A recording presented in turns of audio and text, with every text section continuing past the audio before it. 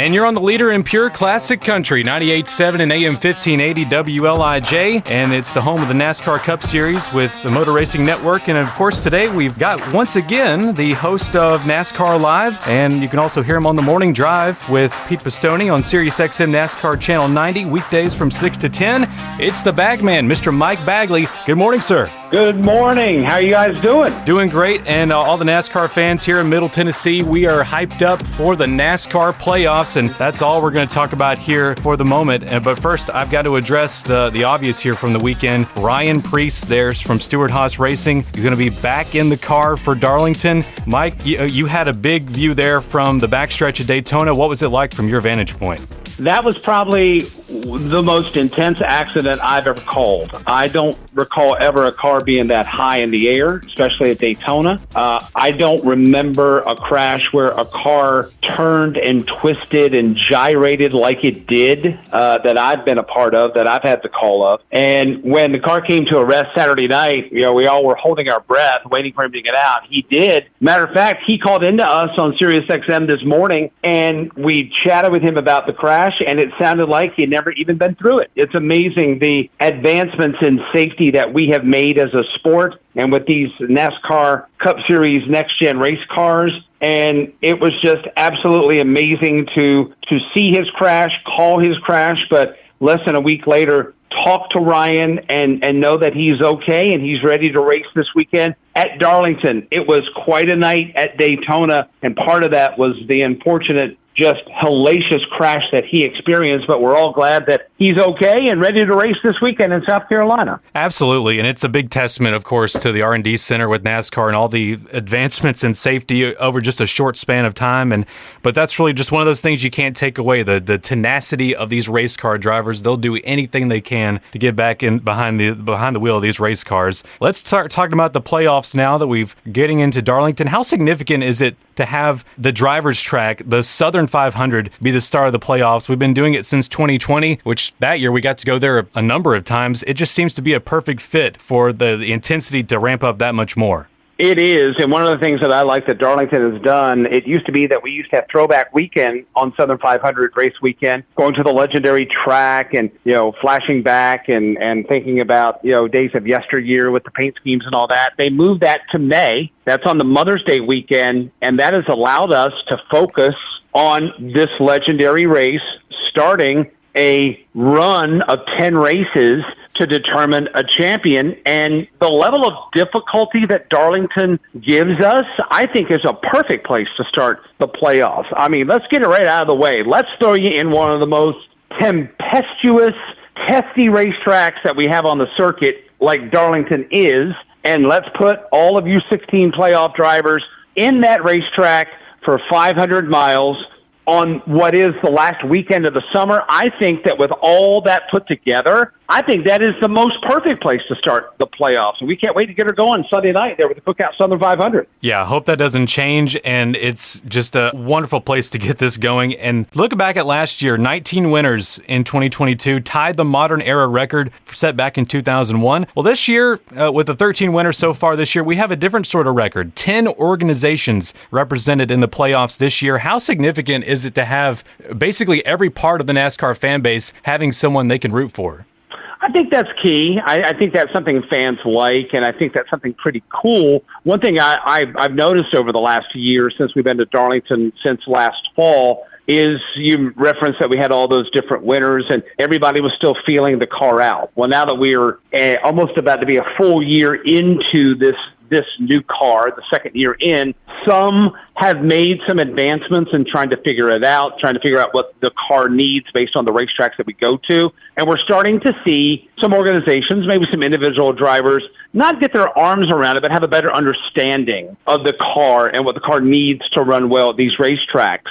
But at the same time, there is still a little uncertainty, right? Drivers and teams and crew chiefs still trying to find their way. And the test is there every week. And that agonizing of, I hope we brought the right car. I hope we brought the right setup. I hope that we do this, hope we do that. While some may have it figured out slightly, no one has it 100% mastered. And to watch that every weekend, to see who makes those strides, to see who has made those advancements, I think is fun to watch, coupled with this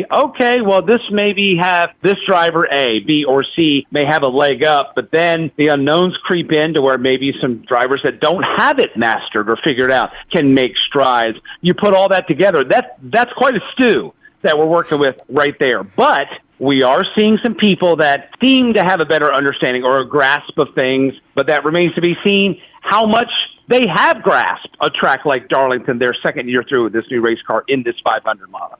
Absolutely. A lot of storylines heading in, and there's way too many. We couldn't even go through all of them. I know our time is limited, so we won't. But Kevin Harvick in his last season, making it into the playoffs. Bubba Wallace just inching in, already on the cutoff line, heading into Darlington. And the sport's most popular driver, Chase Elliott, not a part of the playoff picture this year. Hendrick Motorsports with only just a couple there, William Byron and Kyle Larson taking part. I wanted to ask you about the Fords just being so dominant in the playoff grid in 2023. Do you think this momentum is poised to continue? That remains to be seen. I thought Joey Logano had a great line at Richmond when, he had a good run there, and he felt like that was a race of excessive tire wear and things of that nature masked some of the weaknesses of the Ford camp. But at the same time, within the last month or so, you've got Chris Buescher, who drives a Ford Mustang for RFK Racing, seems to have things figured out. And I think also it has given Ford fans and Ford teams a ray of light of optimism that perhaps maybe things could be headed in the right direction. When you speak collectively to Ford teams, some of their main concerns are downforce and speed and being fast on the racetrack. Those things just didn't go away when we turn the calendar page to September 1st. They will still be there. So as Joey has told us on multiple occasions, if you're a Ford team, you have to be perfect. There's no wiggle room. You have to be 100% perfect in your race. And that's from the time that car rolls off the liftgate until the time that checkered flag flies at the end of the racing weekend. So there are rays of light. I do think that the Ford teams will have to deal with Toyota and Chevrolet. And I'm still unclear about who they'll have to face. More Toyotas, more Chevrolets. They clearly are the cream of the crop, but Fords do have a shot. And we'll see if Chris Buescher and the Ford camp can continue those successes beginning this weekend. Absolutely. RFK really has pulled the tide here and really showing up hot where it counts here at the beginning of the playoffs. And one of the teams they may have to be looking at is Trackhouse with Ross Chastain just 4 points to the good going into Darlington. Had a question for you about Ross. What kind of Ross Chastain, Mike, do you think we're going to see in the playoffs? The one that led the points and nearly won 3 of the last 12 races? Or are we kind of looking at one since that has been highly inconsistent and never really close to the front? His summer kind of mirrored Joey Logano's 2022 summer.